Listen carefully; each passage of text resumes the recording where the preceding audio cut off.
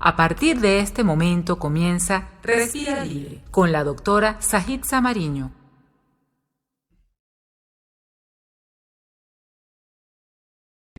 Bienvenidos, como todos los viernes, estamos de 9 a 11 de la mañana en su programa de salud Respira Libre, el primer programa de salud de TNO Radio.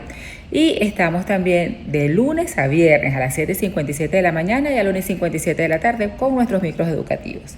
Llegamos a ustedes gracias a la Dirección General de la Radio, Rafael Casella, Ingeniería en Sistemas, Antonio Calderón, Coordinación de Sistemas, Carolyn Méndez, Producción, Andy Yor Morillo, Asistencia de Producción y Control Técnico, Edgar Pérez. También siempre nos apoya Bárbara Caguán y con ustedes, quien les habla, Sajitza Mariño. Vamos a un corte comercial y ya empezamos con todas las secciones de su programa Respira Libre. Ya regresamos con Respira Libre. Ya estamos de vuelta con Respira Libre. Respirando la historia. En nuestro espacio Respirando la Historia tenemos que el 30 de agosto se celebra el Día Internacional de las Víctimas de Desapariciones Forzadas. Antonio Guterres, secretario general de las Naciones Unidas, dijo que la desaparición forzada se usa a menudo como estrategia para infundir el terror en los ciudadanos. La sensación de inseguridad que esa práctica nos genera no se limita a los parientes próximos al desaparecido, sino que afecta a la comunidad y en conjunto a la sociedad. La impunidad agrava el sufrimiento y la angustia. En virtud del derecho internacional de los derechos humanos, las familias y las sociedades tienen derecho a conocer la verdad sobre lo ocurrido. Hago un llamamiento a los Estados miembros a asumir esta responsabilidad. Y como así lo citó Antonio Guterres, secretario general de las Naciones Unidas, a continuación vamos a ver un video cortesía del canal oficial de las Naciones Unidas en español conmemorando esta efeméride. Ya regresamos con Respira Libre. Ya estamos de vuelta con Respira Libre. Respirar y degustar los aromas. Y ahora en nuestro espacio de respirar y degustar los aromas tenemos a nuestro colaborador de siempre, Jesús Nieves Montero, nuestro querido Jesús, que es escritor, docente de escritura creativa, generador de contenidos para medios de comunicación, wine video blogger, comunicador gastronómico, editor de Snow Gourmet y bueno, ahora con su sección de ebooks, que el próximo viernes vamos a tener la sorpresa del próximo ebook de Jesús sobre burbujas. Y en esta sección, ¿de qué nos va a hablar? Nos va a hablar de 3 lecciones sobre Venezuela gracias a su ron, conmemorando el mes del ron. Así que a disfrutarlo. Hola doctora, ¿cómo está? Buenos días, de verdad que como todos los viernes es un grato placer estar acompañándola de nuevo en esta sección Respirar y degustar los aromas para repasar algunos temas gastronómicos en diferentes niveles y que nos hablan de diferentes formas, sobre todo hoy que para nosotros es un día especial en vísperas del lanzamiento del nuevo libro. Parece mentira que hace un par de semanas hablábamos del primer libro, el primer ebook de la colección Las Claves de la Armonía, se llama Experiencias para Paladares Atrevidos. Pues ya estamos en vísperas del lanzamiento del segundo ebook que se llama Burbujas en la Mesa. Espero que tengamos oportunidad de comentarlo. El tema que le traigo hoy es un tema que está enmarcado en esa preocupación recurrente mía personal y que expresamos en la página y que todo el equipo con el que trabajamos siempre nos es importante, nos es fundamental, y es la que tiene que ver con las lecciones que podemos recibir de productos gastronómicos venezolanos para poder entender mejor todos estos procesos que hemos estado viviendo, sobre todo en este año 2020, que con la pandemia del COVID-19 pues ha cambiado profundamente, no solamente ciertas cosas, digamos, cosméticas de nuestra vida, sino las dinámicas a las que estuvimos acostumbrados desde que nacimos. Entonces nosotros para Snow Gourmet nos fuimos a un producto que usted sabe que para nosotros es siempre motivo de reflexión, que es el ron venezolano, y detectamos 3 lecciones que siempre recibimos sobre Venezuela gracias al ron. Y es eso, una forma, una manera de acercarnos a el país desde una perspectiva diferente y positiva y que nos anima a continuar. La primera es la diversidad. ¿Verdad que siempre vale la pena pensar al hablar de ron, la forma como desde los valles de Aragua, primero esas tierras tan cercanas a la capital, a la ciudad de Caracas, pero aparte con climas tan particulares en la noche, quien ha tenido oportunidad de estar por los lados de la Hacienda Santa Teresa, saben que son unas temperaturas bastante frescas y en el día ese calor tremendo y justamente es en lo que se llama la amplitud térmica, esa diferencia entre las temperaturas más altas del día y las más bajas de la noche, que permite el crecimiento saludable de la caña de azúcar, pero también por supuesto la maduración del ron. Pero si bien estamos hablando de ese enclave, uno hacia el oriente, por los lados de Monagas, puede encontrar también unas condiciones que de un tiempo a esta parte han hecho que Maturín y sus alrededores se convierta en un espacio importante para la crianza de alcoholes. Recientemente han surgido marcas que ahora forman parte de la denominación de origen ron de Venezuela que tienen esas características. En Yaracuy están nuestros amigos de Ron Veroes, pero también en Ocumare y en el extremo nororiental de Venezuela, en el estado Sucre, donde hay una tradición bicentenaria del ron de mano de los corzos. Está la hacienda Altamira en el Valle de Macarapana de ron carúpano, que rápidamente te permite pasar de unas condiciones climáticas de costa con todo el calor de nuestro Caribe a una verdadera experiencia de montaña, y justo entre esos dos climas es donde se cría el ron carúpano. Entonces cada vez que uno ve estos lugares, uno piensa en Lara también, donde se encuentra en La Miel, donde se encuentra el complejo que produce ron diplomático, en el centro occidente de Venezuela. Cada uno de estos lugares tiene particularidades, tiene diferencias en todo, en el clima, en el paisaje, incluso diríamos en la gente, en la tradición. Y eso es para celebrar en Venezuela. Venezuela, por supuesto, que es este país que queremos, pero Venezuela no es monótona. Venezuela tiene todos esos matices y que, bueno, cuando se pueda, porque evidentemente en las condiciones actuales pues estamos hablando de otras circunstancias, pero cuando se pueda, quienes no tengan la oportunidad deben hacer un esfuerzo por tratar de conocer, de ver de cerca, de sentir de cerca esa diversidad venezolana, pero mientras lo hacen, basta tomar una botella de ron de cualquiera de estas procedencias o de varias de estas procedencias para poder disfrutarlo. Otra característica, estamos hablando de estas lecciones que obtenemos como venezolanos a partir del ron. Nuestra bebida junto con el cocuy pecayero de denominación de origen. La segunda que detectamos en este artículo para Snow Gourmet es que Venezuela es capaz de aprender de su historia y honrarla.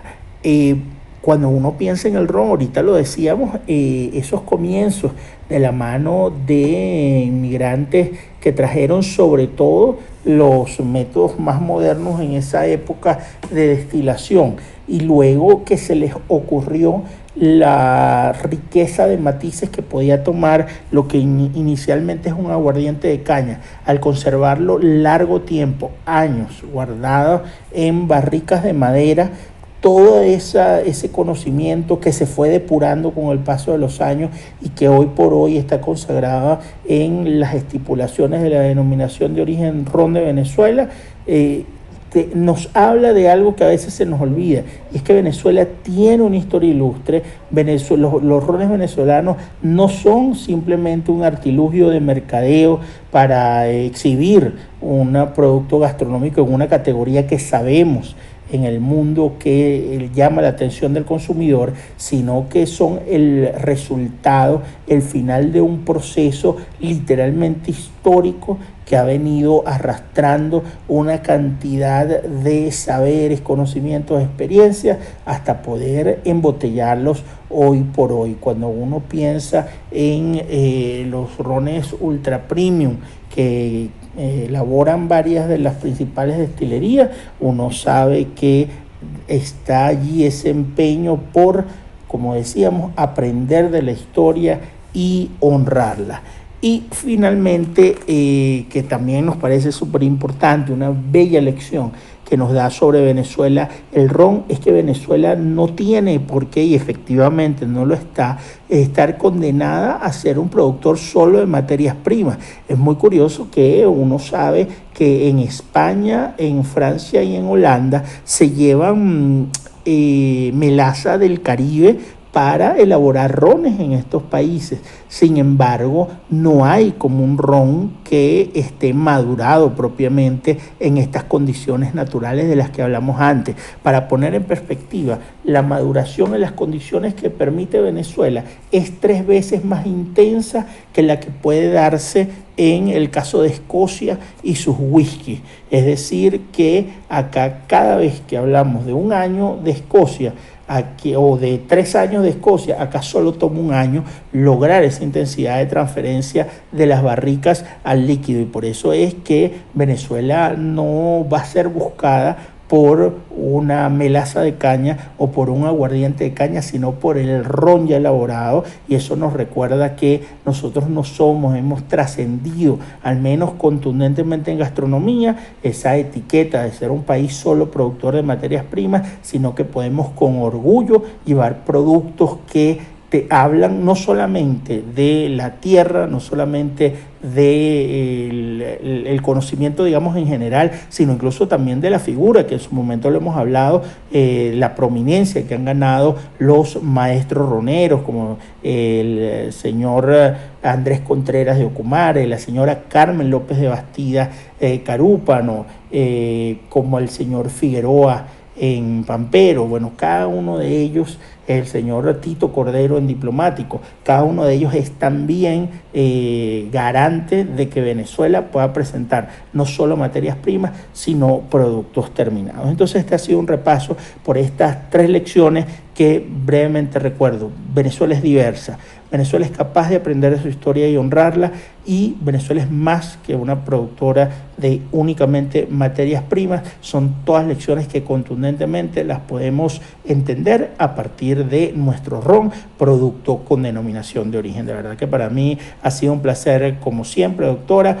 Saludos a toda la audiencia, y siempre en snobgourmet.com y en @snobgourmet, con notas diarias sobre el panorama del buen comer y el buen beber. Ya regresamos con Respira Libre. Ya estamos de vuelta con Respira Libre. Y en nuestra sección de entrevistas de salud, a continuación tenemos una entrevista realizada a la doctora Silvina González, dermatólogo, estomatólogo de Argentina, jefa de la sección de estomatología del Hospital de Clínicas José de San Martín y del Sanitario Güemes en Buenos Aires. Es miembro del GEOC, Grupo de Estudios de Olfato y Gusto, al que yo pertenezco, de la doctora Graciela Soler, y que definitivamente es una entrevista bien interesante, hablando sobre todo lo que son las patologías bucales. Vamos a escucharla y a verla. Recuerden, estas entrevistas también van a estar colgadas en nuestro canal de YouTube. Dale. Bueno, estamos ahora, bienvenidos a su sección de entrevistas con Respira Libre.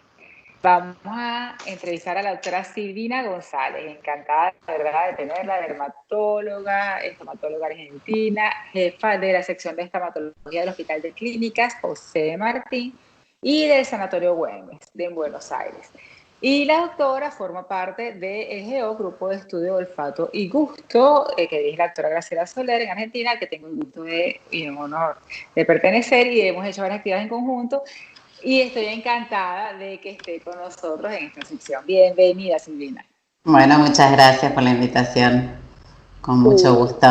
Bueno, yo le estaba comentando a Silvina de por qué una dermatóloga agarró la especialidad de estomatología, porque no es tan frecuente y es sumamente útil y necesario, y para nosotros los otorrinos es algo fundamental. ¿Cuál fue tu inclinación para definirte por estomatología? En realidad en la Argentina no es muy frecuente encontrar estomatólogos. ¿Por qué me decidí por eso? A ver, la piel incluye piel y mucosas y faneras, esas tres. Entonces, cuando yo hice mi primera rotación en el Hospital de Clínicas, estaba el profesor David Greenspan, que era el número uno en estomatología, escribió 6 tomos de estomatología, Ah, y él estaba en el lugar que yo tengo hoy, como jefe del consultorio. Entonces yo empecé a rotar ahí, cuando me voy a despedir le digo me voy a otro lugar y me dice no, acá se van todos, acá tiene que quedar alguien. Como yo estaba rotando con un colombiano, el colombiano se volvió a su país. Entonces fue a rotar a otras especialidades y me quedé yo protestando, diciendo, ay, me tengo que quedar en este consultorio que no me gusta. Y ahora lo adoro. Eh, es qué buena decisión, Es totalmente definitivamente. interesantísimo para mí porque es una demostración de que las patologías sistémicas tienen una presentación en boca, ¿sí? De ahí que también, bueno, estoy en el grupo con Graciela hace más de 10 años y dentro del punto de vista de la estomatología, ¿no? Contando la parte que tiene que ver con la boca. ¿Y cuántos años tienes como estomatóloga? Y van a ser este año 30 años, a ver, 30 años que me recibí y en el hospital 28 más o menos, así que 27 28. Así que es un montonazo, es mi segunda casa el hospital, la verdad es mi segunda casa. Totalmente, Sí. definitivo. En cuanto a la experiencia que has tenido dentro del grupo, porque del GEO, que hemos entrevistado a varias personas del GEO aquí en Entrevistas para Respirar Libre, y también es un mundo nuevo, diferente, donde por lo menos los otorrinos no estábamos acostumbrados a manejar lo que es nuestra área, olfato y gusto. Es algo donde a nivel mundial ahora, quizás con COVID, está retomando muchísima importancia, pero que no la tenían antes.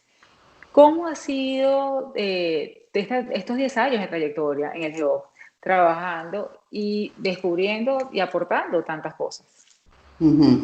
Sí, es un grupo heterogéneo, muy heterogéneo, con personas de diferentes especialidades, hay de todo dentro de la medicina, y bioquímicos y otras, y psicólogos, y es muy enriquecedor, aprendemos muchísimo, disfrutamos muchísimo de los aportes de todos.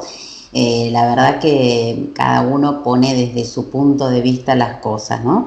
Y realmente estoy muy contenta porque tratamos de a poco de ir avanzando y afianzándonos más, como por ejemplo en el consenso este internacional del cual formamos parte y bueno, siempre haciendo un poquito de cosas de más para poder quedarnos fijos en el lugar que estamos, ¿no? Pero bueno, muy lindo, la verdad muy lindo.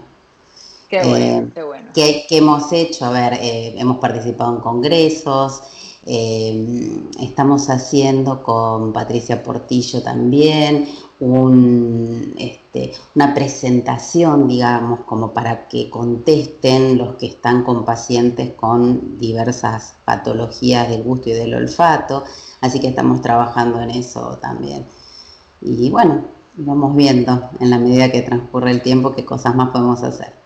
Claro que sí, yo creo que ahora es cuando se está abriendo un abanico de posibilidades y de aportes, porque es cuando está empezando o cuando está realmente afianzándose mucho más lo que son Ujú. trastornos de gusto y olfato, definitivamente. A nivel de la patología actual, pues, que estamos viviendo, nuestra pandemia con el COVID, ¿qué cambios? Porque hay una particularidad en este momento con respecto a todas las especialidades. Ahora todo es COVID, el resto de las enfermedades en este momento están suspendidas, levitando, como les digo yo. Ahorita todas las enfermedades levitaron, incluso los infartos, los ACV, todo el mundo ha levitado, todo es COVID. Acá ¿Cómo estamos es, igual. cómo es la presente? Bueno, y es lo que tiene que ser, pues, porque lamentablemente nos ha tocado y afecta al personal de salud. Nosotros tenemos una altísima incidencia de mortalidad en personal de salud. Muchísimas cosas que definitivamente tiene uno que poner la vista y la atención 100% en COVID. Con respecto a esta enfermedad, pues, ¿qué es lo que tenemos ahorita? ¿Cómo es la afectación en mucosa oral? Porque hay una afectación en piel. ¿Cómo es en tu área, dermatología y estomatología, cómo es la afectación? Sí, en realidad lo más habitual es encontrar lesiones cutáneas, no tanto lesiones mucosas. Yo creo que las lesiones mucosas nos vamos a inclinar a lo que es pérdida de gusto, ¿sí? Y no es tan frecuente tampoco. No lo vemos en todos los grupos, a veces están al inicio, a veces se presentan en personas que no tienen ninguna otra sintomatología y en otras se presenta al final, pero no es lo más llamativo. Nosotros estamos muy pendientes también de las lesiones cutáneas, los símil sabañones, ¿sí? No sé si ustedes lo llaman de esa forma en Venezuela. Sí, Eritema pernio. Eritema pernio es el otro nombre. Entonces, esas manifestaciones, esos cuadros urticariformes, tipo varicela, en esas cosas prestamos atención. Entonces se presenta un paciente y uno dice, ¿esto será una urticaria o será una presentación de COVID? Entonces es como lo mismo con los sabañones.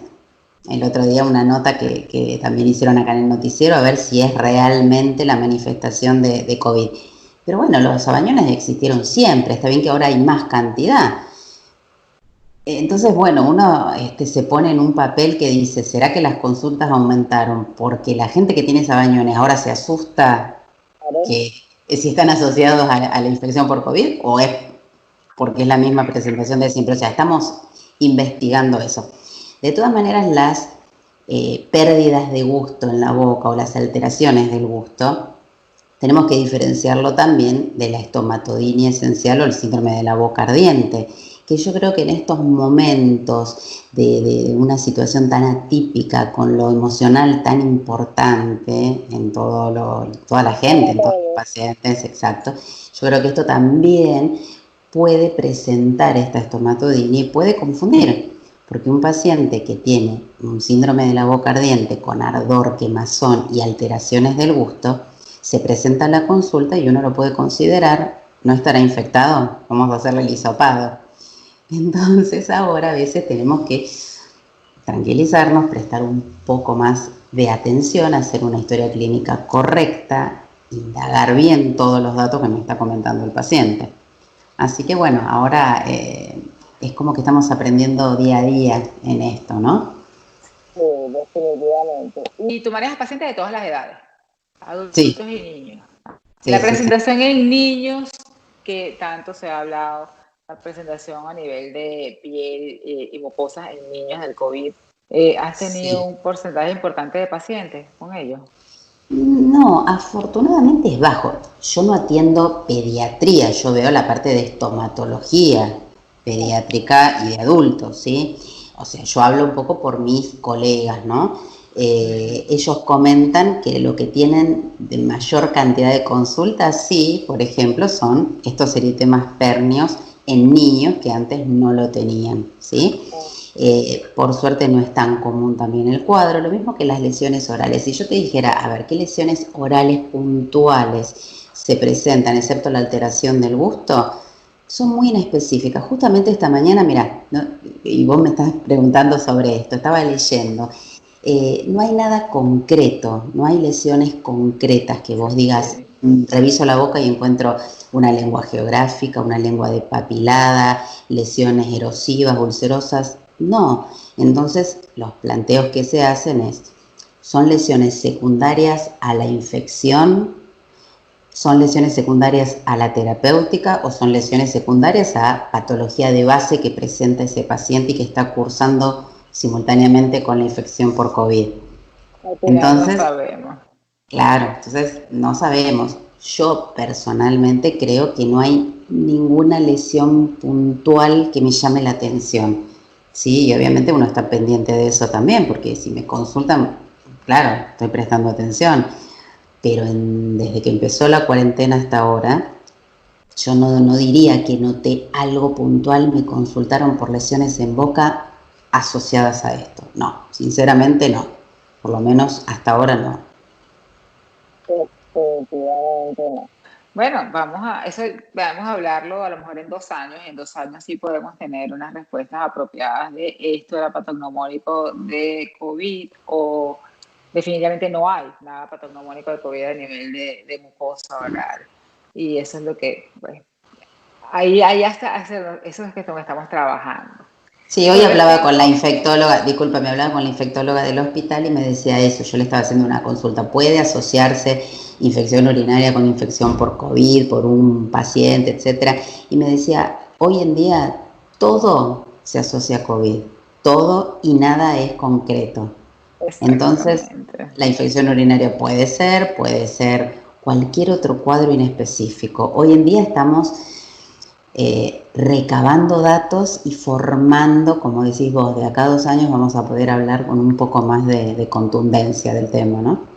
Sí, yo creo que en 2 años, en lo que ya la mayor cantidad de población ya esté vacunada, cuando ya tengamos todo bajo control, tendremos una buena data entre lo que sería la sintomatología, la presentación, el tratamiento. Yo creo que, como todas las enfermedades, más bien esta va a cursar con una velocidad mucho mayor por la magnitud, pero bueno, así estaremos. Con respecto a lo que es tu trabajo de la mano de los otorrinos, cuéntanos en tu experiencia, los que no hemos tenido a lo mejor pues un estomatólogo a la mano o al llamado, o mira, ¿qué te parece esto? Que hemos tenido que, bueno, afinar el ojo y pedir a lo mejor interconsultas un poco más aisladas porque realmente nosotros no contamos con estomatólogos aliados. ¿Cómo ha sido tu experiencia de la mano trabajando a la par con otorrinolaringología? En el hospital somos muy compañeros con los otorrinos. Mando pacientes, ellos me mandan pacientes. O sea, estamos muy unidos hasta en el celular. El fin de semana tuve un problema con un pacientito de 5 años y yo me comunicaba con una de las otorrinos. O sea, estamos permanentemente en contacto y compensamos la falta de una especialidad con la otra, porque, por supuesto, cosas de presentación oral lo consultan conmigo y yo toda la parte de otorrino, ¿sí? Entonces, hay cosas que, por ejemplo, a ellos les exceden lesiones ampollares, lesiones erosivo-ulcerosas, esto que hablo del síndrome de la boca ardiente, las primoinfecciones herpéticas, los mucoceles, o sea, son cosas que las vamos manejando en grupo, ¿sí? Como por otra parte, lesiones más profundas que yo no llego a biopsiar y las derivo para otorrino para que lo hagan ustedes, ¿sí? Claro, definitivamente. O sea, sí. O sea que para mí es excelente la relación que tenemos con los otorrinos, del hospital, del grupo en general, pero del hospital porque estamos puerta de por medio prácticamente, ¿sí? Estamos en el mismo piso. Excelente. En el caso por lo menos nosotros que no tenemos de la mano estomatólogos, hay mucho que hay que trabajar también sobre la base que, bueno, suponiendo realmente será o no será, yo he tenido la oportunidad, te comento, de trabajar con la boca ardiente, con el láser, pero empecé, bueno, vamos a probar, a ver si, yo he empezado mucho con el láser a probar, pero ha resultado, pero también no he tenido cercano, pues, un estomatólogo para poder trabajar en conjunto, y eso me hubiera gustado mucho, porque tengo gran cantidad de pacientes, pero claro, no es lo mismo contar con esa mano amiga. Hoy en día podemos hacer por telemedicina las consultas. Sí. Es que ese es el siguiente paso de la conversación de la entrevista. Claro. Público, tengo pacientes de México, de Suiza, de Perú y lo hacemos vía telemedicina, así que no estaba acostumbrado, pero nos ha sorprendido esto. Gratamente a todos, tanto los pacientes como a nosotros los médicos que no queríamos convencernos de que sí se puede. Bueno, yo creo que te me adelantaste. Te iba a comprometer. Y lo que te iba a decir, yo creo que esto que estamos hablando, básicamente, del síndrome de la boca ardiente, es una patología que perfectamente se puede manejar por telemedicina. No así si hay una lesión en base de lengua y yo tengo que verla, palparla, eso es otro tema, ¿sí? pero hay muchas patologías que se pueden manejar de esta forma. O como yo les digo por telemedicina, la lesión donde la tiene, en una zona visible, si saca la lengua, yo se la veo, la tiene en labios, me va a sacar una buena foto, bueno, ahí podemos empezar a hacer la consulta por telemedicina. Y esto que estamos hablando, sí, por supuesto, también se puede y sería fantástico.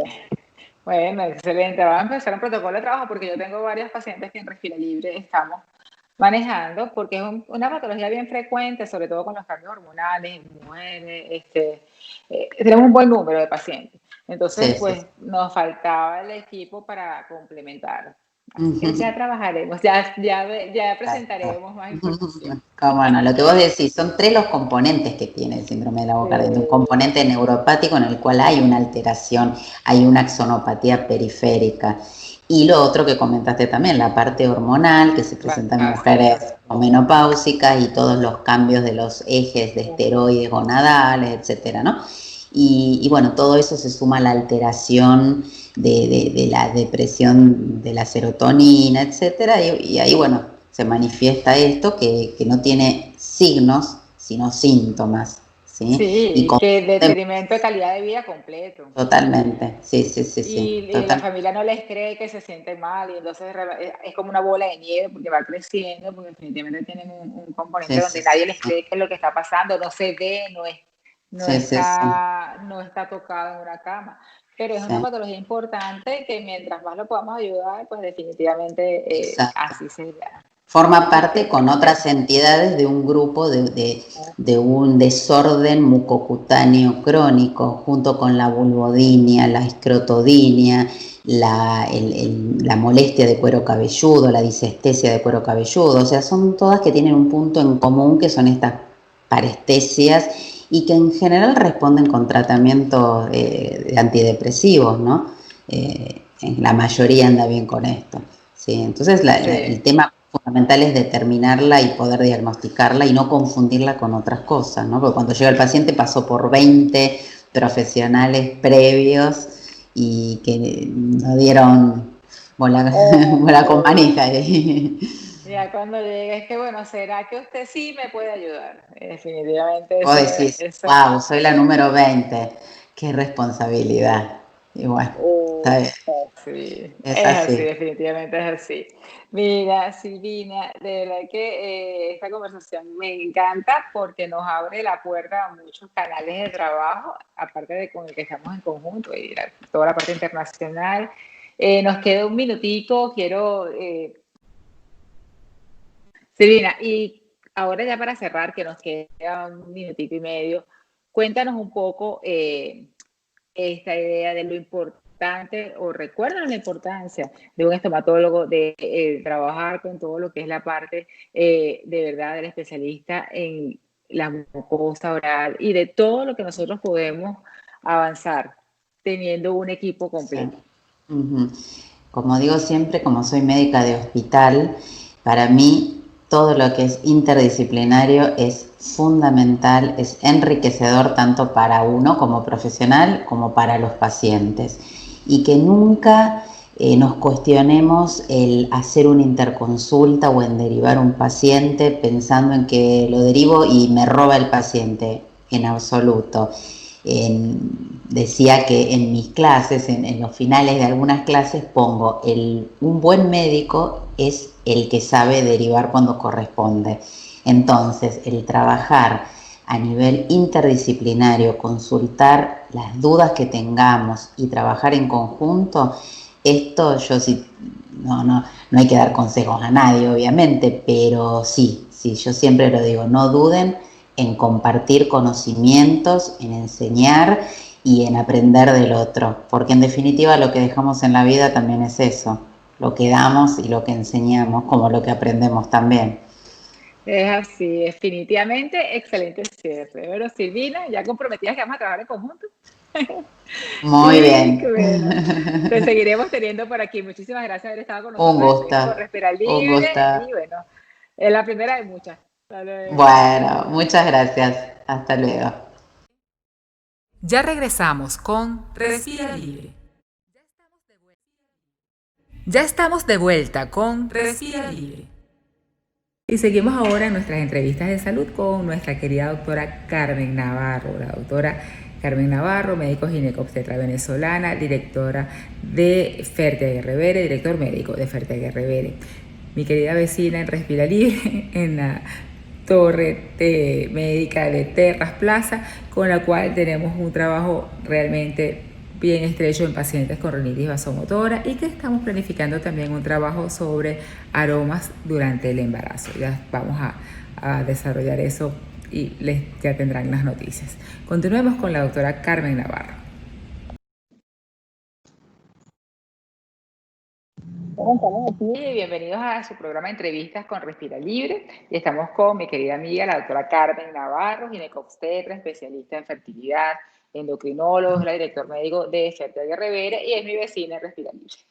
Además de todo, tenemos muchas cosas en conjunto, tenemos un proyecto bellísimo que viene en conjunto, así que bueno, vamos a trabajar sobre ello. Y aparte de darte la bienvenida, Carmen, estoy muy feliz porque nos vas a hablar de lo que estás haciendo en este momento. Bienvenida a Entrevistas con Respira Libre. Hola, Hixa, buenas tardes, de verdad encantadísima de estar con ustedes en este espacio. Muy contenta de verte, de verdad de poder saber de ti, de compartir todo lo que estamos haciendo y de saber que tenemos esos proyectos tan bonitos en los que pronto vamos a comenzar a avisarle a toda esa gente que está pendiente. Sí.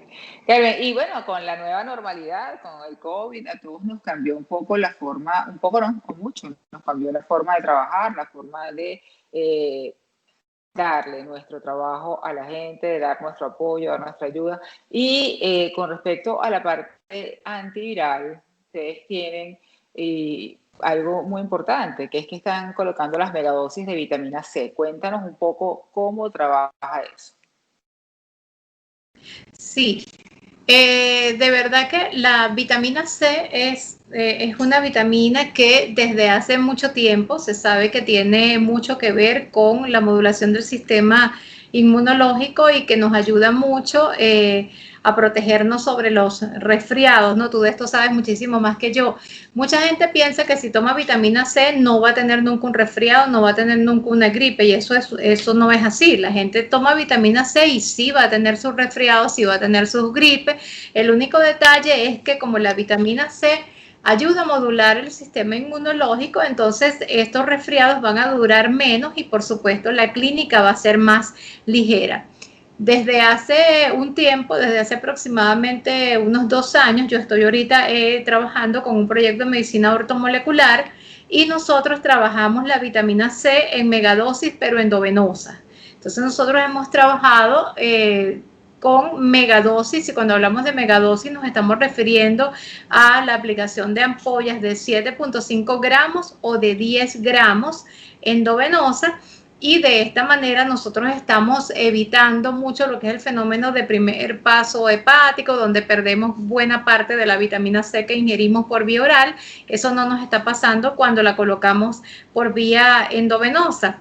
Y lo más importante es que ya hace un poquito más de un mes, finalmente se logró la aprobación por la FDA para la aplicación de las megadosis endovenosas de vitamina C como terapia para reforzar el sistema inmunológico y para tratar pacientes en fase crítica o en fase preventiva para el COVID-19. Entonces, esto es algo súper importante para los que hacemos medicina ortomolecular y los que le tenemos tanta fe a la vitamina C endovenosa. Definitivamente es así. ¿Eso es una sola aplicación? ¿Cómo va el paciente? Cuéntanos un poco. Sí, nosotros la vitamina C endovenosa la aplicamos con oligoelementos. La parte de lo que colocamos es sulfato de zinc, que como sabemos el zinc potencia la acción celular de la vitamina C. Adicionalmente le damos sulfato de magnesio y tiene otros oligoelementos, pero básicamente lo reforzamos mucho con sulfato de zinc y sulfato de magnesio. El suero antiviral o antioxidante nosotros lo estamos colocando, la indicación es que se coloque cuando en tiempos de no pandemia, lo podemos colocar una vez cada 3 meses. en tiempos de pandemia y según los protocolos internacionales lo estamos recomendando una dosis cada mes y medio para pacientes que no están contagiados o pacientes que son asintomáticos. En el caso de personal de alto riesgo, como es el caso de los médicos, las enfermeras, familiares que están al cuidado de pacientes positivos para COVID-19, podemos hacer una aplicación semanal por 3 o 4 semanas y el protocolo que ha sido aprobado por la Organización Mundial de la Salud para pacientes en fase crítica o en fase de neumonía con COVID-19 es una dosis de 7.5 gramos cada 12 horas de 3 a 5 días. Y esto porque, como sabemos desde el punto de vista molecular, la vitamina C tiene la propiedad de modular la expresión de los inflamosomas, que son la expresión de los NLPR3, que son los que se van a encargar de la manifestación de las citoquinas, de los macrófagos, de los citocitos, toda esa tormenta de citoquina que es la que finalmente termina haciéndole daño al paciente, más que el virus propiamente dicho, es la respuesta exagerada del sistema inmune del paciente. Entonces la vitamina C disminuye la expresión exagerada de esas tormentas de citoquinas y por eso modula la inflamación y los pacientes se recuperan más rápido. Excelente, y sobre todo que ya está aprobada y que bueno, pueden contar con ella, la tienen ustedes a disposición. Otra de las cosas que sigue trabajando Fertilidad Rivera, por supuesto, es la parte de fertilidad. En estos momentos sigue ofreciendo servicios, están trabajando con los protocolos todos de bioseguridad, como ya sabemos, en compañía también, como siempre, con la parte inmunológica, con nuestro querido inmunólogo del Centro Respiratorio, con el doctor José Torres. Cuéntanos un poco cómo va el trabajo de la parte de fertilidad. Bueno, fíjate, en la clínica, cuando comenzó la pandemia, nosotros nos regimos por protocolos de los comités de bioética internacional y una de las cosas que todas las clínicas de fertilidad a nivel mundial decidimos hacer era cerrar nuestras puertas lastimosamente a nuestros pacientes y únicamente estábamos atendiendo las pacientes que nosotros llamamos impostergables. Las impostergables son aquellas mujeres que tenían diagnósticos de cáncer y que tenían que congelar sus óvulos o sus embriones antes de ser sometidos a la quimioterapia o a la radioterapia, igual los hombres que tenían que ir a quimioterapia y radioterapia, o las pacientes que eran añosas y que tenían un envejecimiento ovárico y que necesitaban colectar sus células porque más adelante ya no había tiempo para ellas. Pero a partir de marzo, la Organizaciones Europeas de Fertilidad del Reino Unido, incluso americanas, y nuestra red LARA, que es la Red Latinoamericana de Fertilidad, decidió que podíamos abrir las puertas a nuestras pacientes siguiendo todas las normas de bioseguridad, llenando los consentimientos informados y seguir trabajando para nuestras pacientes. Eso es excelente en realidad y bueno, de aquí, porque como no sabemos pues cuánto tiempo vamos a estar con esta nueva presencia del COVID en nuestras vidas, pues el postergar algo tan importante era para sentimiento de muchos, ¿no? Definitivamente así. Y estamos trabajando también con tu parte de endocrinología, todo lo que es pacientes que yo les mando mucho, con rinitis vasomotora que tienen síntomas metabólicos o que tienen también alguna alteración hormonal. Cuéntanos un poco también de ese trabajo que tienen ustedes que están ofreciendo en la actualidad. Sí, bueno, ahorita las rinitis metabólicas o las que tienen que ver con problemas hormonales generalmente las estamos viendo en las pacienticas embarazadas, más que todo por aquel cambio hormonal, o las pacientes que están perimenopáusicas o ya en la menopausia propiamente dicha. Y eso es bien importante que las pacientes lo sepan y de verdad que a mí me encanta porque la doctora Sajisa tiene una visión muy amplia de todo y es que saber que existen rinitis de tipo hormonal es algo que la gente ni se lo espera. Dice, bueno, pero qué locura es esta, pero sí existe. Verdaderamente cuando la mujer pasa por todos esos cambios de la perimenopausia, todos esos cambios hormonales, y que vale la pena decirlo en este espacio, Sahixa, que a nosotras lastimosamente por el estrés al que estamos sometidos, hemos visto, que ya te lo he comentado en otras ocasiones, cómo se nos está presentando la menopausia en mujeres cada vez a edades más temprano. Hemos tenido mujeres menopáusicas a los 40 años, a los 38 años, que se supone que debería ser después de los 48 años.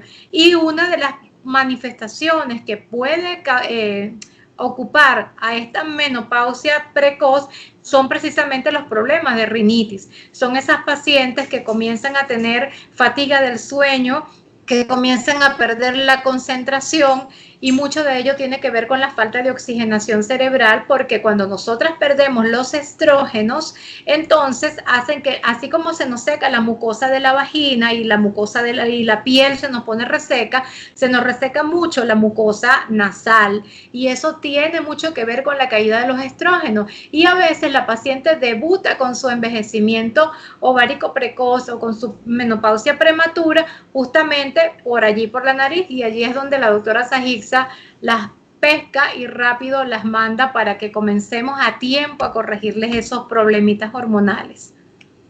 Sí, definitivamente el trabajo en equipo es lo mejor que hay, porque uno le ofrece una verdadera solución al paciente y siempre es mucho más agradable pues compartir las experiencias y que el paciente de verdad avance. También toda la parte que con respecto a lo que es el síndrome metabólico, los pacientes que estás tratando, lo que haces con la vitamina D, cuéntanos también un poco de eso. Sí, yo como les dije anteriormente, trabajo con medicina ortomolecular, o sea, eso es orto, es corrección, y molecular desde la molécula, desde la célula. Ahorita, así como nosotros hablamos mucho hoy día, estamos aterrados con la pandemia del coronavirus, pero tenemos una pandemia peor, que ha sido la pandemia más grande a la que se ha enfrentado la humanidad y que se ha llevado más vidas que cualquier guerra, y esa pandemia justamente es la obesidad. Y con la obesidad tenemos nosotros también mucho síndrome metabólico, que el síndrome metabólico es la obesidad central, hipertensión, aterosclerosis, diabetes por insulinoresistencia. Y en los últimos estudios que hemos hecho últimamente, de hecho tengo una conferencia en un congreso mundial de medicina ortomolecular 29 y 30 de agosto en Colombia, y mis conferencias son justamente de, una es déficit de o la vitamina D como la hormona del síndrome metabólico, y la otra es déficit de vitamina D y obesidad. Y es que hemos visto que todo paciente que debuta en un síndrome metabólico o todo paciente que hace obesidad tiene concentraciones muy, muy bajas de vitamina D. Y cuando la vitamina D falta, entonces vemos que la vitamina D es la que controla la expresión del sistema renina, angiotensina, aldosterona. Eso tiene que ver con el control de la tensión arterial. La vitamina D es la que permite la expresión de las células espumosas o inhibe la expresión de las células espumosas, que son las que se adhieren y forman la placa aterosclerótica. La vitamina D es la que activa los receptores de insulina. Si no hay vitamina D, nos hacemos resistentes a la insulina y viene la diabetes tipo 2. La vitamina D controla al adipocito para que el adipocito no aumente de volumen y para que el adipocito pueda tener una lipogénesis y una lipólisis adecuada. Si no hay vitamina D, el adipocito se inflama. Entonces, hemos visto durante estos años de estudio cómo la vitamina D tiene tanto que ver con ese síndrome metabólico, y por eso también estamos trabajando con eso. ¿Cuál es la recomendación que estás dando? ¿Qué dosis de vitamina D, profiláctico? ¿Cómo, más o menos cómo es el manejo de la vitamina D en este aspecto? Mira, es importante porque sabes que siempre nosotros sabemos que el 90% de la vitamina D la captamos de la luz solar, y el 10% de la alimentación, que esa alimentación tiene que ser a expensas de vegetales, de pescados, de atunes, especialmente de esas cosas, aceitunas, aceite vegetal, y quizás eso no lo estamos consumiendo. Pero entonces, paradójicamente, de hecho hay un trabajo muy bonito del doctor Jocelyn Torres, que es nuestro inmunólogo compartido, Ellos hicieron un estudio en 511 personas y muchos de ellos venían de La Guaira y tienen todos déficit de vitamina D. Entonces, este déficit, a pesar de estar tan expuestos al sol, eso tiene que ver con que nosotros nos ponemos mucho bloqueante solar o nos ponemos ropa para cubrir la incidencia de los rayos ultravioleta en nuestro cuerpo y estamos haciendo que no llegue la cantidad de vitamina D. Entonces, ¿qué es lo que estamos recomendando a pesar de estar en países tropicales donde deberíamos tener buena concentración de vitamina D? Se le estamos recomendando al paciente tomar diariamente de 2.000 a 3.000 unidades internacionales de vitamina D3, lo consiguen en la farmacia como presentación de 1.000 unidades internacionales. Es decir, que ya después de los 13 años, un niño de 13 años hasta los 16 años, usted le puede dar 2.000 y después de los 16 años le damos 3.000. Además, ahorita con lo del COVID es muy importante porque la vitamina D fortalece el sistema inmunológico porque disminuye la expresión de las citoquinas proinflamatorias y aumenta la expresión de las antiinflamatorias. Entonces, eso es importantísimo que aparte de la vitamina C, que estamos recomendando 2 gramos diarios de vitamina C, se consuman 2.000 a 3.000 unidades diarias de vitamina D3. Eso está excelente, definitivamente, porque aunque uno cree que está expuesto al sol, la recomendación siempre para evitar cáncer de piel, pues es el bloqueador, es la ropa, pero a su vez estamos bloqueando la absorción de vitamina D. Definitivamente el suplemento, sobre todo en estos momentos, yo creo que es fundamental. Y con respecto a el déficit de vitamina D, ¿habrá alguna incidencia en la parte inmunológica? ¿Habrá algo a nivel hereditario? ¿Hay algo pues que puedan compaginarse con todas estas patologías, con el síndrome metabólico? Bueno, hay pacientes que tienen genéticamente déficit de la enzima 25-hidroxilasa. Nosotros sabemos que la vitamina D, o sea, nosotros tenemos una prohormona en la piel que es la 7.8 de hidrocolesterol.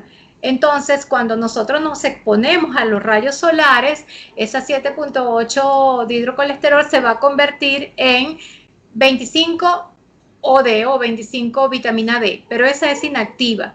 Ella necesita 2 hidroxilaciones. O sea, la primera hidroxilación, ella viaja por la sangre unido a un receptor, a una proteína transportadora, llega al hígado, donde ocurre la primera hidroxilación. Generalmente hay muy pocos pacientes que genéticamente tengan el déficit de esa hormona, de esa enzima que hace la primera hidroxilación hepática de la vitamina D, pero esa vitamina D sigue siendo inactiva, sigue viajando en la sangre y llega al riñón. En el riñón tenemos que tener la 1-alfa hidroxilasa. Y genéticamente se ha visto que hay pacientes que tienen problemas de raquitismo, que vienen desde niños con esos déficits, aunque estén expuestos al sol y aunque tengan una alimentación a base de pescado, tienen problemas de raquitismo, muchos problemas óseos, porque genéticamente tienen un déficit de la 1-alfa hidroxilasa, que es la que va a convertir la 25-OH en 1.25 de hidroxivitamina D3, que es la forma activa. Entonces, genéticamente eso se ha visto. Hay países, por ejemplo, en Latinoamérica tenemos ya bastantes casos donde genéticamente hay déficit de esta enzima, pero es importante que el paciente sepa que tiene que haber una exposición adecuada al sol y sobre todo la alimentación. Y en estos momentos donde estamos todos en casa y nuestra vida ha disminuido la exposición al sol en más de un 70% en todo el mundo. ¿Cómo hacemos? ¿Aumentamos la ingesta vía oral? ¿Cómo hacemos? Porque sí. o sea, todos los niños ya, por lo menos este año escolar, no va a ser expuestos, ya no van a estar jugando en un patio, ya no van a tener el sol. Entonces, desde el crecimiento hasta la parte inmunológica ahora va a estar afectada. Sí, justamente por eso es que estamos entonces recomendando de manera profiláctica el suministro de vitamina D a partir de los 13 años, Para los niños menores de 13 años también hay un suplemento de vitamina D, pero en ese caso sí se lo dejamos a los pediatras, con todo respeto. Allí sí se los dejamos. Ellos están mandando la vitamina D en goticas por el peso y la talla del niño, por eso con todo respeto se los dejamos a ellos. Pero después de los 13 años ya sabemos que hasta los 16, 2.000 unidades internacionales, y de los 16 en adelante, 3.000, es decir, 3 pastillitas de 1.000 unidades internacionales.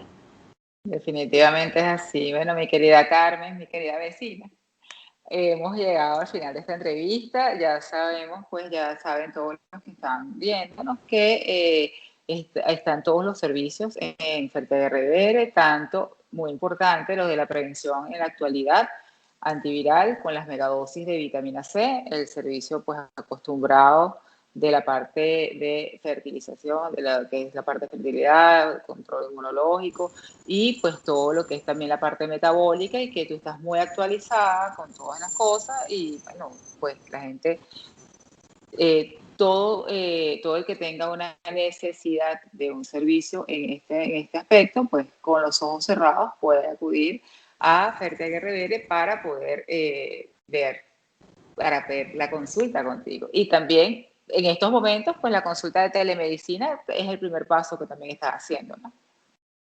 Sí, así es. Tenemos la consulta online, que bueno, ya igual que tú hemos tenido que implementar todas estas cosas tecnológicas, pero bueno, hay que seguir adelante.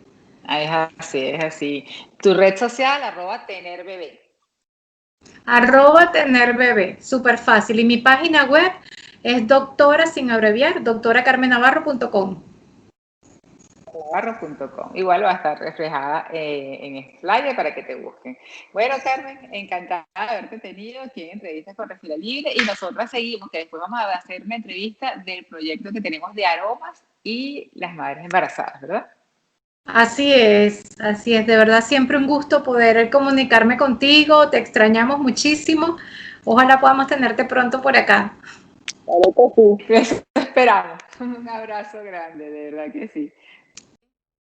Ya regresamos con Respira Libre. Ya estamos de vuelta con Respira Libre. Buenas, mi nombre es Eliezer Melián. Bienvenidos a Medicina 2.0 en Respira Libre por TNO Radio Digital, donde comúnmente hablamos sobre avances de la medicina, todo en el ámbito de la ciencia, la tecnología y las comunicaciones.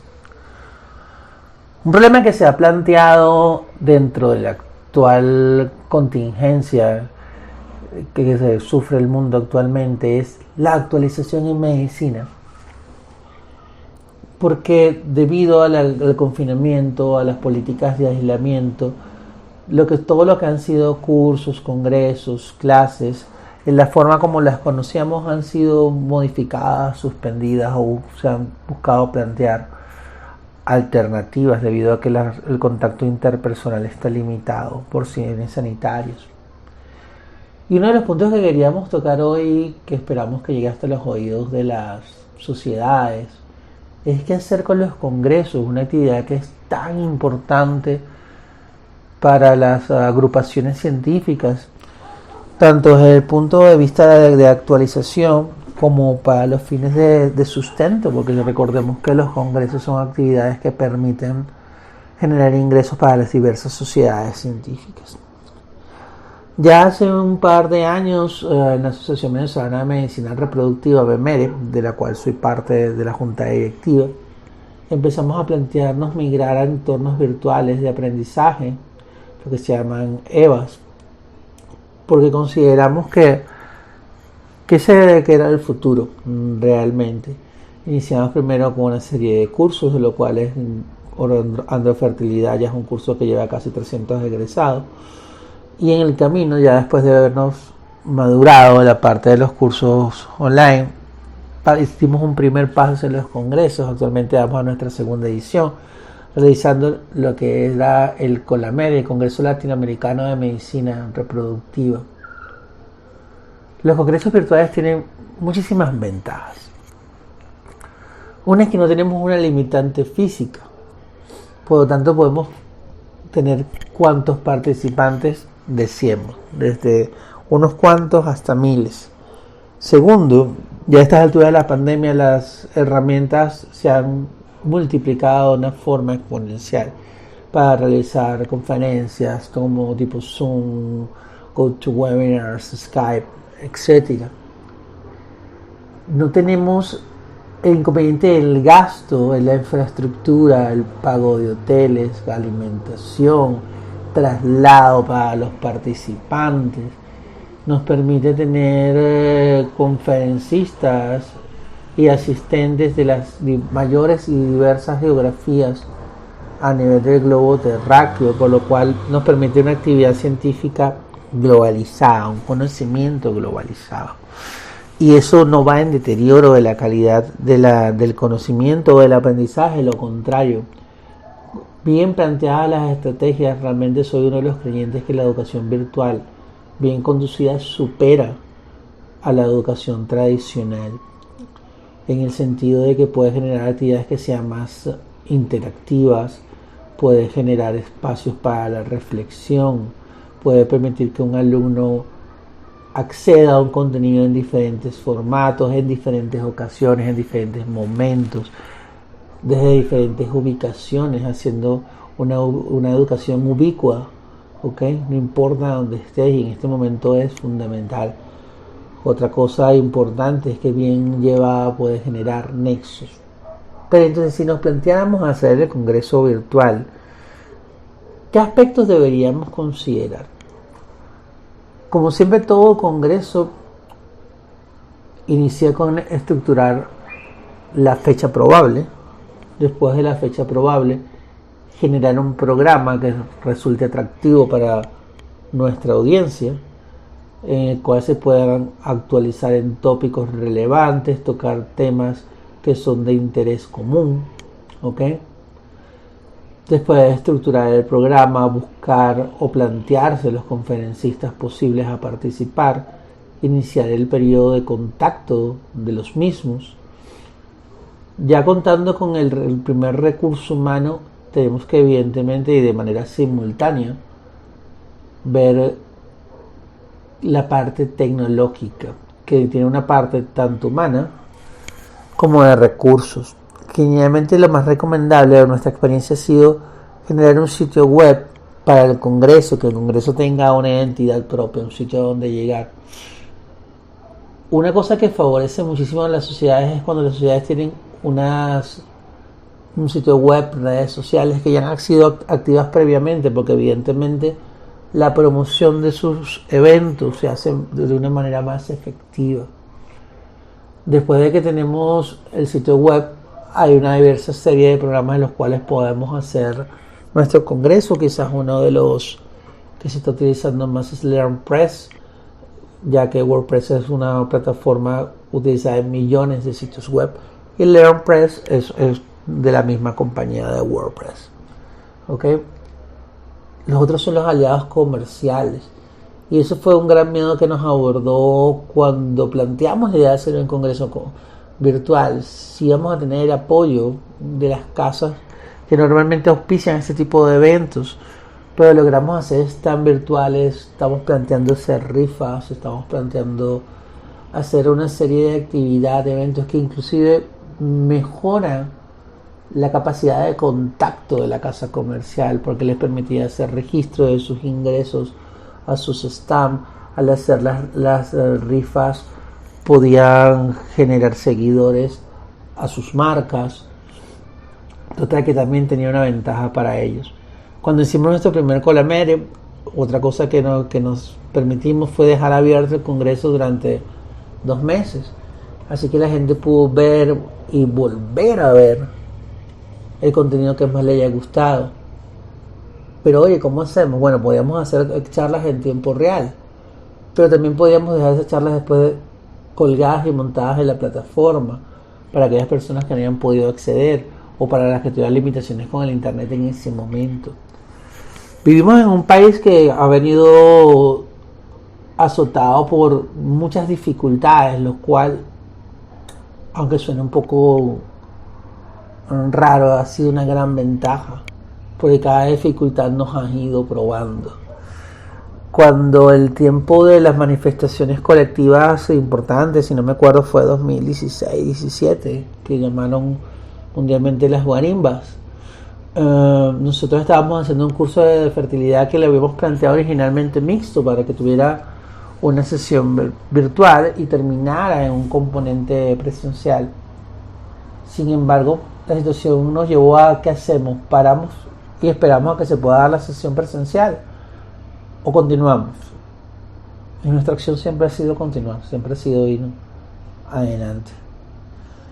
Cuando hicimos el congreso, también como todas las cosas, tenemos personas escépticas y la experiencia fue muy, muy favorable. Y ahora estamos montando la segunda edición de nuestro congreso y somos una de las pocas sociedades que ya había tenido un congreso virtual y para lo cual esta experiencia no había sido nueva. Así que es factible. No solamente es factible, ya se ha hecho. Hay muchísimas sociedades realizando actividades virtuales en este momento. La Sociedad Colombiana de Neurología ha hecho actividades geniales, la Asociación Europea de Medicina Reproductiva, la Asociación Americana de Neurología, y nombro evidentemente sociedades que conozco porque son mi área.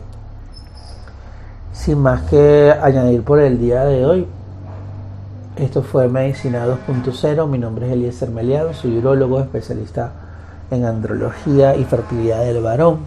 Pueden ubicarme en mis redes sociales como @androfertilidad.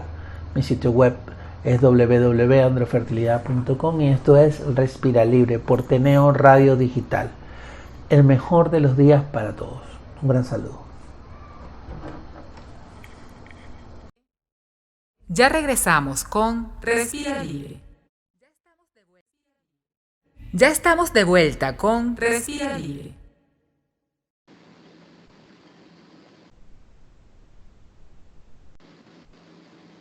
Bueno, estamos en nuestro segmento de entrevistas con Respira Libre Deporte, Respira Libre Sport, con Eleazar Guzmán, entrenador certificado, trainer oficial del Miss Venezuela y del Sambil Model, manager del Lido Fitness Spa, y su red social es @Eleazar Guzmán 9. Eleazar, de verdad que un honor, un placer que estés con nosotros en entrevistas con Respira Libre. Y bueno, cuéntanos cómo es ahora en esta pandemia ese mundo y ese entrenar para esos certámenes tan importantes. Adriana, encantado de estar en tu programa, gracias.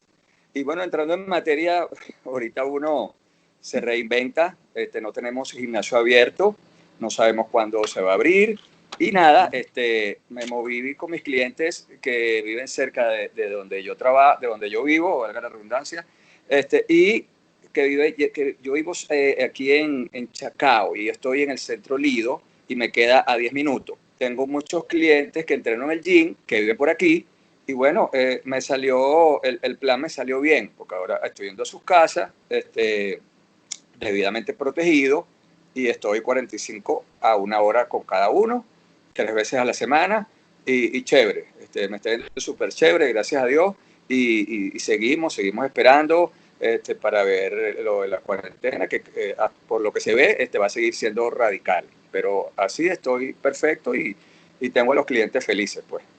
Y seguimos trabajando y seguimos entrenando, que es lo que interesa. Dame tu opinión acerca de la respiración mientras se entrena. ¿De la? Respiración mientras se entrena. Ah, ok. Bueno, la respiración cuando uno entrena, vamos a entrar ya en materia científica. En el momento, cuando estamos en la parte aeróbica, bien, una clase grupal, quise decir, hay 2 tipos de respiración de la frecuencia cardíaca, la aeróbica y la anaeróbica. La aeróbica es, hablando en términos de la frecuencia cardíaca, desde un 60 a 80%, 65, 75, máximo 80, estoy hablando de porcentaje de frecuencia cardíaca. En dado caso de que tengamos un reloj que marque la frecuencia, un monitor cardíaco, para ser exacto.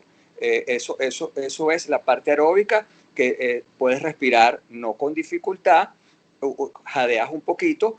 Esa intensidad, Sadixa, sirve para quemar las grasas cuando no estás tan tan hiperventilado, que esa es la otra zona de energía, que es ya la anaeróbica, que es sin oxígeno. Entonces te cuento, cuando estamos en un 65, 75, máximo 80% de tu frecuencia cardíaca, si no tienes monitor cardíaco, te puedes poner la mano acá y hay una serie de cuentas y después lo multiplica. Lo puedes hacer también así. Y si tienes el monitor es más fácil, más rápido. Cuando vayamos a quemar los carbohidratos que nos comemos, que se van a transformar en grasa, también tenemos un porcentaje que es de un 80% en adelante, de 80 a 90, 95%, que eso se va a quemar, lo que venía diciendo después, la parte de los carbohidratos. Entonces, tenemos que estar en esas dos zonas de energía, la aeróbica y la anaeróbica, que más que todo la anaeróbica, o sea, Dixa, es cuando estamos haciendo trabajos submáximos. Empiezas a jadear. ¿Cómo es ese trabajo submáximo? ¿Cuál sería uno de esos? Sin oxígeno, que empiezas a respirar ya por la boca, inhalar y exhalar por la boca. Ya eso, de hecho, la última actualización de la frecuencia cardíaca, se dice que ya tú puedes empezar a respirar por la boca estando en zona anaeróbica, estando en zona aeróbica, que puedes tú mantener un ritmo o una clase por una hora, por decirte. Y ahí es donde se quema, que te lo había dicho anteriormente, quemamos las grasas, ¿entiendes? Entonces, lo que pasa es que está muy mal entendido, todavía nosotros hace falta mucha educación, porque si crees que trabajas a máxima intensidad, se queman grasas. Y bueno, no, se queman carbohidratos, que si no se queman, se vuelven grasa. Entonces, yo prefiero estar en las dos zonas. Entonces, quemo mis carbohidratos y quemo mis grasas y todo el mundo es feliz, como quien dice. Lo que pasa es que la gente quiere resultados rápidos y eso es con calma. Eso te iba a decir.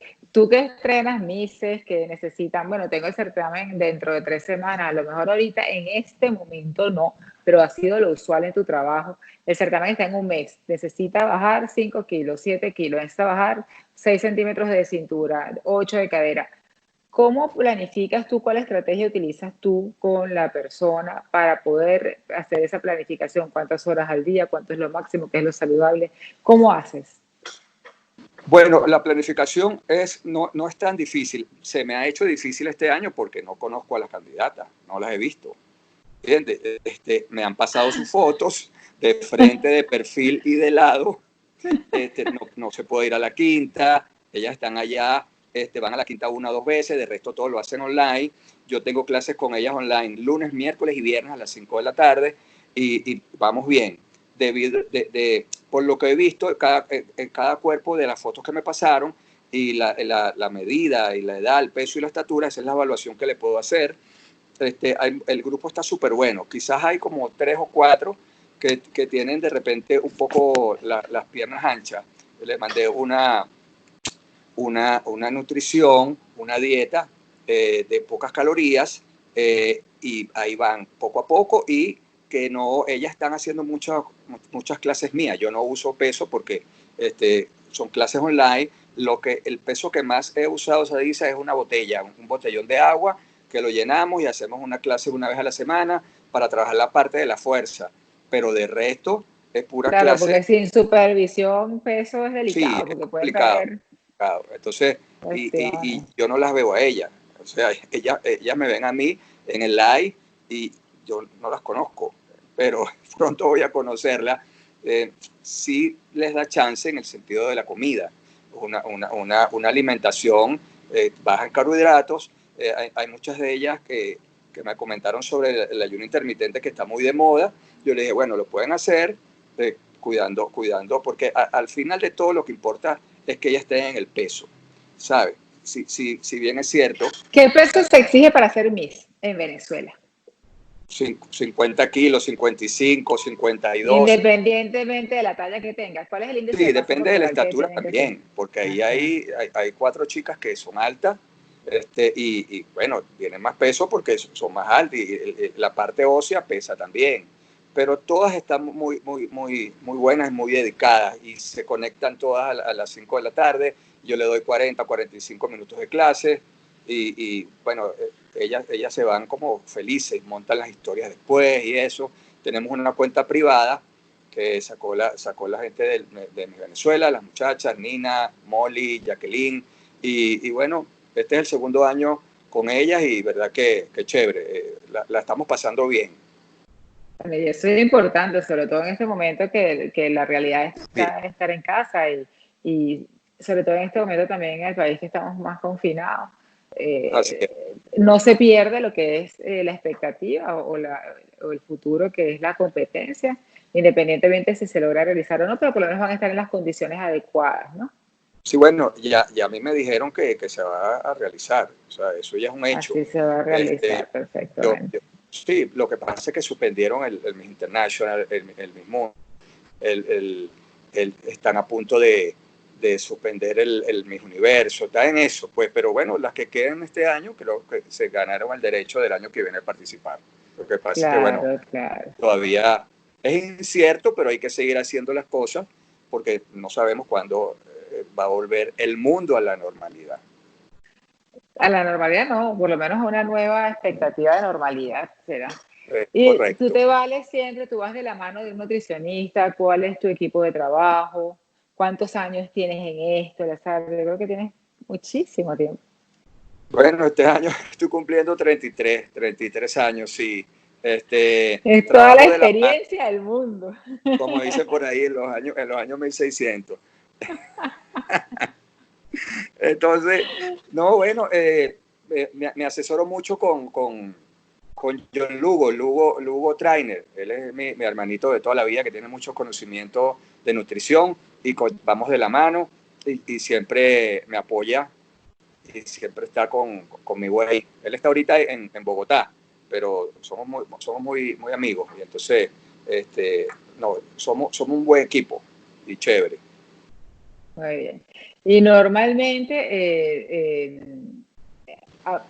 no en este momento pandemia, pero la normalidad es cuánto tiempo antes agarras tú el entrenamiento de las mises.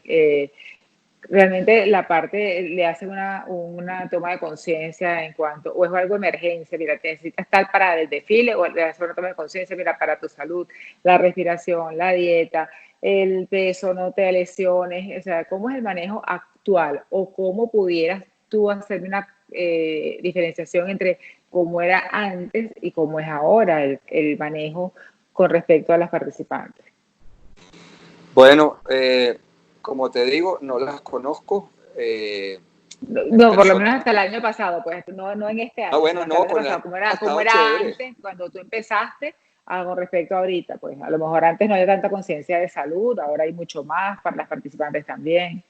Sí, no, por supuesto. El año pasado, el primer día fueron todas al gimnasio, ¿sabes? Y bueno, fue un boom, buenísimo la pasamos y ahí sí les pedí que llevaran un traje de baño y las medidas y el peso para tener una buena base. El año pasado también el grupo estaba muy bueno. Habían más o menos las primeras 3 semanas iban siempre en grupos, pues casi nunca, una sola vez fueron todas y me estaba volviendo loco porque era complicado entrenarlas a todas, pero siempre iba un grupo en la mañana, un grupo en la tarde y era súper nota, súper bien, porque podía trabajar fluidamente. La mitad, por decirte, de 15 participantes, 13 participantes, a la mitad la ponía en cardiovascular, la otra mitad calentábamos unos 5 minutos y después íbamos para las máquinas y pesas. Luego, si estaba una clase en proceso de spinning o de circuito, tenemos 2 salones, las poníamos allá y me quedaba con la mitad haciendo el trabajo de fuerza. Y entonces era súper bien todo el entrenamiento y después las que estaban en fuerza se iban allá media hora y salían muertas y fue un grupo bien chévere, muy disciplinado y lo que pasa es como te decía, Sadixa, ya las directoras en Venezuela siempre las buscan ya bien entalladas, por decirlo así, para que no pasen mucho trabajo. Claro, si hay una candidata bellísima, que tiene buenas condiciones y está un poco pasada de peso, eso se resuelve porque casi siempre hay como de holgura, hay 1 mes y medio, 2 meses, y se pueden lograr los objetivos para la noche final. ¿Cuál es la talla que se logra? ¿Talla 0, talla doble 0? ¿Cuál es la talla que se logra No, normalmente?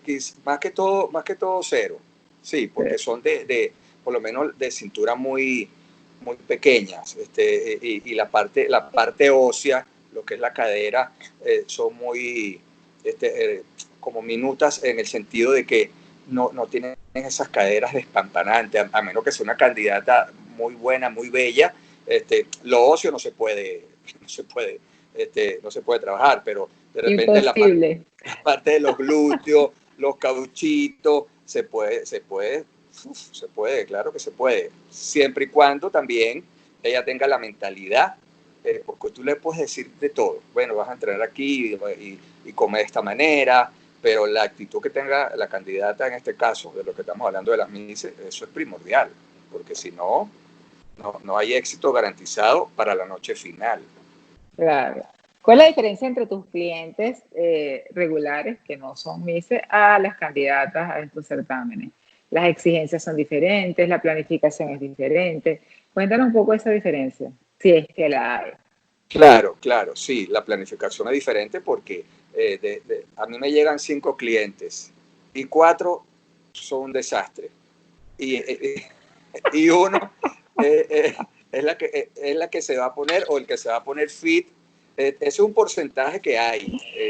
De 5, quedan 1 o 2 en el gimnasio. Los demás se retiran porque fueron a showsear, por decirte algo, o porque no se llevó bien. Mucha gente que, aunque no creas, dice, mucha gente que va al gimnasio por primera vez, o no sé si es a mí nada más que me pasa, creo que a otros colegas, y esos son los que duran poco, pues duran menos porque la parte de la mente hace que no quieras pisar más un gimnasio. Sobre todo, si tú llegas a un gimnasio nada más por los dolores que te dan al tercer día, al segundo día, ya por lo menos se retira un porcentaje, un 15-20%, ¿no? Y no es que lo esté diciendo de la peor manera, pero estar en un gym necesita sacrificios. Entonces, el cliente te Y pide una rutina. resultados. Pues claro, el cliente te pide resultados. Yo al cliente le tengo que dar resultados de 2 a 4 kilos en un mes, que no es tan complicado, porque realmente lo que se pierde, el 50% de esos 4 kilos es líquido. Y entonces, bueno, ahí va poco a poco. Después del segundo o tercer mes, bueno, los cambios a nivel de peso, por supuesto que son son menos, pues más complicados, pero se le trabaja la parte muscular, la parte del cardio. A la gente le gusta hacer mucho cardio, pero si hago mucho cardio entonces y no hago trabajo de fuerza, me pongo flácido. Y entonces eso es lo que cuesta de los clientes entender. ¿Entiendes? Que con el trabajo de fuerza, de musculación, de entrenamiento funcional, eso es un trabajo que tú pierdes calorías post ejercicio, o sea, pierdes calorías en reposo. En cambio, cuando estás trabajando la parte anaeróbica en sí, pierdes calorías en ese momento, ¿sabes? Entonces, eso a ellos no, como que les cuesta, porque están enganchados desde los años 80, 90, donde no había esa actualización que hay ahora, que todo cambió.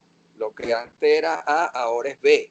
Entonces, y yo que he estado desde los años 80, que comencé en el fitness, cuando no se llamaba fitness, no tenía la palabra fitness, con los maratones aeróbicos.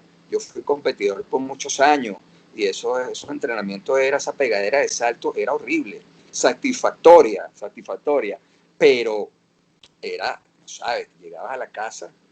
En estos días me puse a hacer un live con las muchachas. Bueno, y ese poco de salto, me decían. Yo, bueno, recordando el pasado, yo le dije que le iba a hacer una clase retro. Esa clase retro era del aeróbico de los 80 y 90, que ahí nos dábamos durísimo. Y eso es un aprendizaje. Y hay muchos, cuando entra el funcional la Dixa, fíjate tú, que hay muchos movimientos similares a lo que hacíamos nosotros en aeróbico. Entonces, yo hago como como un déjà vu de los 80, 90 a los de ahorita, y cuando doy clase saco como mi propio estilo, y no sabes, la primera semana me estaba muriendo, creo que te lo comenté. Lunes, miércoles, viernes no valía ni medio porque yo me quedé entrenando nada más la parte de fuerza, de musculación, más los 3 meses de la pandemia parado. Entonces, cuando di los primeros saltos, no podía ni respirar. Y entonces pasa eso. Y yo, o sea, el primer mes, que fue en marzo, no hice nada, descansé. Después, el segundo mes, me puse a subir las escaleras con un poquito de flexiones en la casa, push-up, y me empezaron a doler las rodillas. Y mi esposa me decía, oye, vale, estás viejo. Bueno, no estoy viejo. Lo que pasa es que me la quiero tirar de muchacho, y empecé a subir las escaleras corriendo, ¿sabes? Entonces, a todo el mundo nos pasa, porque uno tiene una mente de guerrero por todo lo que pasó en aquella época, que fue una época maravillosa, donde que sin ni siquiera conocerse la palabra fitness, fueron unos años dorados, y todavía tengo muchos clientes que recordamos esa época, y cuando activemos esto otra vez, ya nos pusimos de acuerdo entre varios colegas para hacer un maratón de aeróbico. A nivel Maratón de aeróbicos. Parque Miranda, por decirte. Ahí era que lanzábamos todas las competencias nosotros, en el Parque Miranda. Y entonces queremos hacer nuevamente, aunque sea un día, pues, de fitness retro. Así se va a llamar, fitness retro, maratón de aeróbico. Y entonces, muy bien. Sí, el fitness es maravilloso.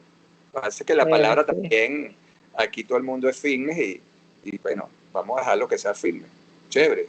Sí. Bueno, cuando sea ese maratón, ese fitness retro, nos avisa, y Respira Libre estará ahí para dar esa información. Claro, por lo menos te va a poner un reto de hacer 50 sentadillas sin pararte.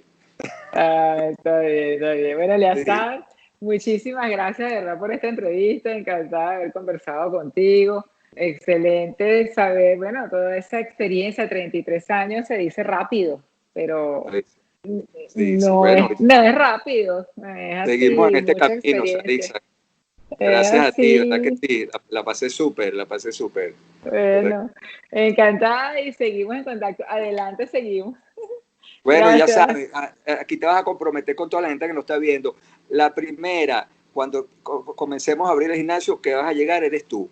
Así que... Así es. Yo no soy muy de gimnasio, hago pilates. Yo hago pilates. Bueno, pilates yo estudié pilates, que una clienta me llevó, a Madrid en el 2014. Qué experiencia tan maravillosa. Sí, hice el Mat Pilates. Muchísimos años. Buenísimo. Y después hice el Reform, como cultura general, pues, no para dar clases, pero me encantó. Pilates es increíble. Yo le hice hasta incluso una semana antes de las 2 cesáreas de mis 2 hijos, y regresé a las 3 semanas, un mes de la cesárea, regresaba a hacer pilates. Bueno. Después lo perdí un tiempo y se hace una costumbre después. Pero eso es un compromiso, y estaremos. Gracias, Eleazar, de verdad que sí, encantada. Un placer, gracias. Beso. Para comunicarse con la producción del programa, haz clic en Respira Libre en tnradio.com o síguenos en nuestras redes, @respiralibre. Respira Libre, porque una respiración adecuada mejora tu calidad de vida.